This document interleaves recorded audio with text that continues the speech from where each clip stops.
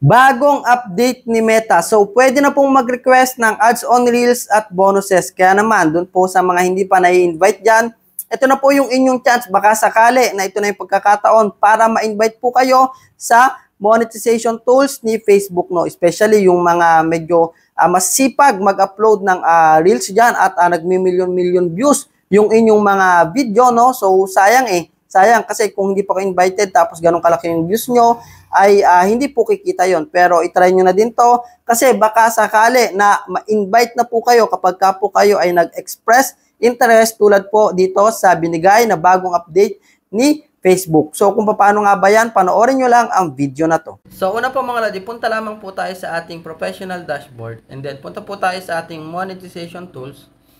So, kung hindi pa po kayo na-invite, ay nasa baba po yan ng not yet eligible at nakalock pa po yung mga tools. So, click lamang po natin halimbawa yung ads on Reels.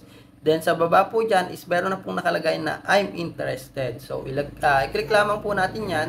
Then, dito nakalagay, let us know that you're interested in this program. Okay? So, pwede po natin ilagay dito kung ano yung gusto nating sabihin bakit tayo interested. For example,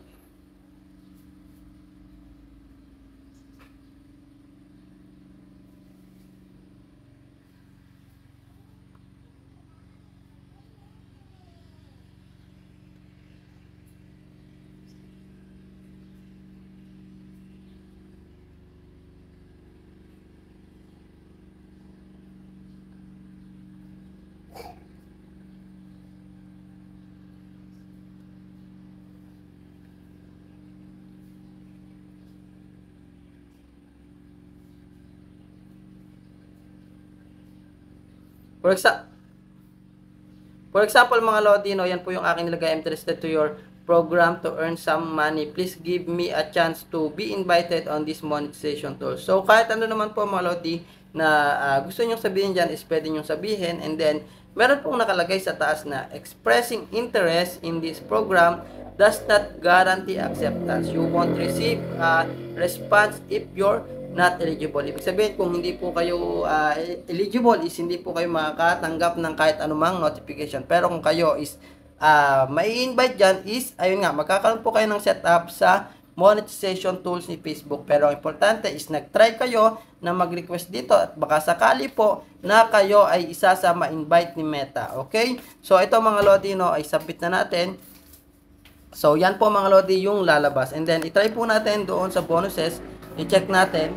So, ayan. Pwede po nating gawin din or i-type din kung ano yung gusto nating i-type dito. And then, i-submit din po natin para po sabay na kayong ma-invite kung sakali man ay eligible po kayo. Okay? So, ganun lamang po mga Lodi.